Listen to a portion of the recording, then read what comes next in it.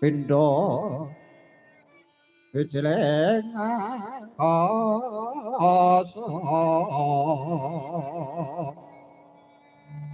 asa santi jaya-jaya murih ayuning bawana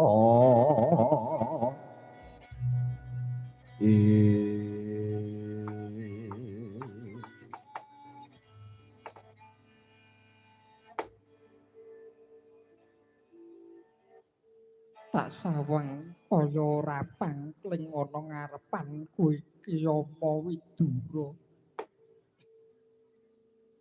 nun injih Kanjeng Gusti Kunti Tali Brata kula ingkang sowan Iya Yama Widura. Ana parigawe apa Yama Widura nganti teka papan kene? nganten manah kula menika printen kelawan dalu tansah was-was lan waspada. Sebabe apa Widura? Mekaten Sang Dewi. Wewangunan ingkang badhe dipun paringaken dumateng panjenengan dalah putra-putra Pandhawa menika pokal gawene Patih Harya Sengkuni nggih Harya Suman. Kawula menika tansah mikir mbok menawi sedaya kemawon ingkang dipun pandhekani kaliyan Patih Harya Sengkuni nenggih Patih Harya Suman menika tansah kebak reka daya. Mila saking menika monggo Kanjeng Gusti kula aturi tansah eling lan waspada.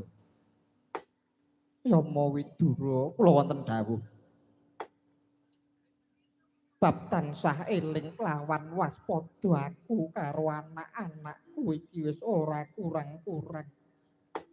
Anggonku nenuwun marang ngarsa Gusti Dat kang murbeng dat. Rina kelawan wengi aku tansah memuji mring Gusti sebabe apa to Yama Widura? Aku iki wektu dina iki wis randha ora duwe kang bakal dadi pengayoman. kawula mangertos Sang Dewi. Ah menika Bratasena kalian kembar wonten pundi? Wah. Kembar awan wengi nangis wae mung kekeder. Wis tau ora iso meneng loro iki. Bratasena, nggih. Selehno dhisik ora. Banget anggonku tresnani marang adi-adiku. Adikku nangis aku ya melu keronta-ronta. Bangeten. Pandhawa ninggal anak kaya ngene bapake wis ora ana donya. Duh, Werkudara, Bratasena. Piye?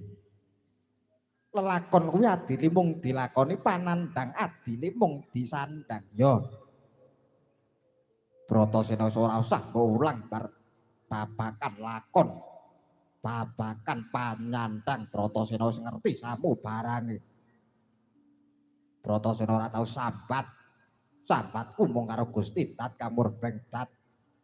Nyapa sambat karo dapure para manungsa kuwi. Sambati padha genti sambat. Kala mangsa yaene iki padha sambat ra gablek dhuwit. Sambati kancane arep golek silian lah kok malah padha sambat-sambatan. Sambati arep utang.